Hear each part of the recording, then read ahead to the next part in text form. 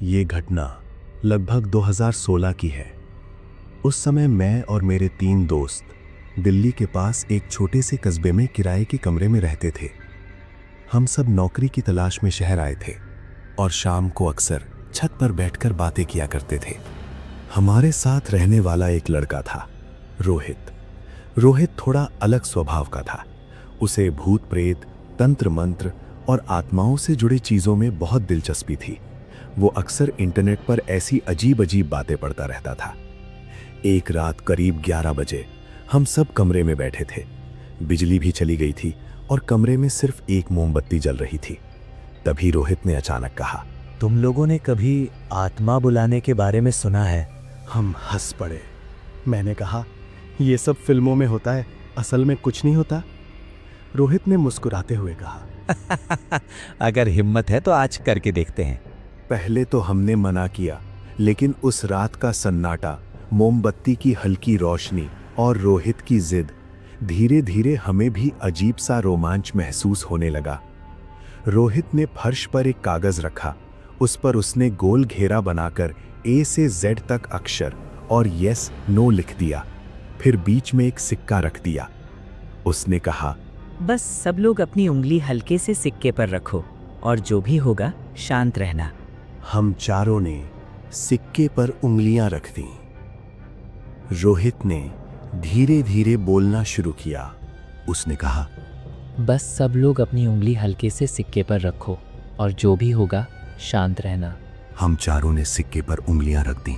रोहित ने धीरे धीरे बोलना शुरू किया, अगर यहाँ कोई आत्मा मौजूद है तो हमारे पास आओ।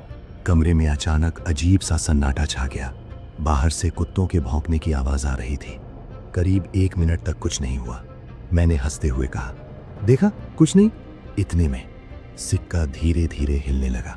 पहले तो लगा शायद किसी ने मजाक में धक्का दिया होगा, लेकिन जब हमने एक दूसरे की तरफ देखा तो सबकी उंगलियां बस हल्के से रखी थीं।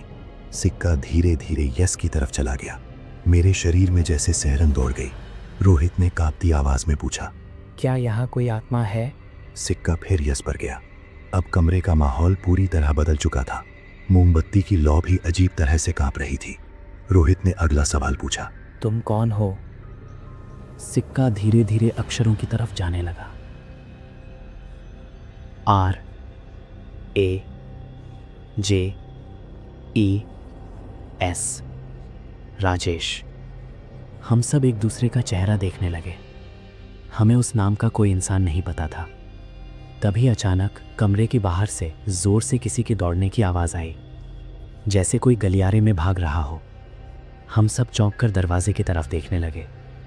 उसी पल मोमबत्ती खुद ब खुद बुझ गई। कमरा पूरी तरह अंधेरे में डूब गया और उसी अंधेरे में हमें साफ साफ ऐसा महसूस हुआ जैसे कमरे में अब हम 4 नहीं, कोई 5वां भी मौजूद है। मेरे पीछे जैसे किसी ने बहुत हल्की सांस ली। मैं घबरा कर पीछे मुड़ा, लेकिन वहाँ कोई नहीं था। रोहित ने जल्दी से कहा, सब उंगलियां हटाओ, अभी बंद करो इसे। हमने तुरंत सिक्के से हाथ हटा लिए। कुछ सेकंड बाद रोहित ने मोबाइल की टॉर्च चलाई।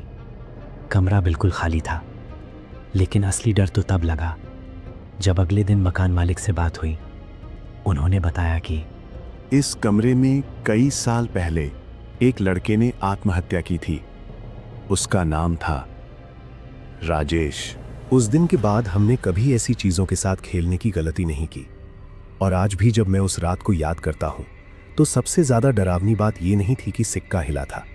डरावनी बात यह थी कि अंधेरे में मुझे सच में किसी की सांस अपने पीछे महसूस हुई थी। अगर आपको ये कहानी सच में डरावनी लगी तो सोचिए, जो मेरे साथ हुआ वो सिर्फ एक कहानी नहीं थी। अगर आप ऐसी ही सच्ची और रहस्यमयी कहानियां सुनना चाहते हैं तो चैनल को सब्सक्राइब ज़रूर करें, क्योंकि यहाँ हम सुनाते हैं ऐसी सच्ची और रहस्यमयी घटनाएं जो शायद आपके साथ भी कभी हो सकती हैं। और हाँ, अगर आपने भी कभी कोई अजीब या डरावनी घटना महसूस की है तो उसे कमेंट में ज़रूर लिखें। हो सकता है आपकी कहानी अगली वीडियो में सुनाई जाए। मिलते हैं अगली कहानी में।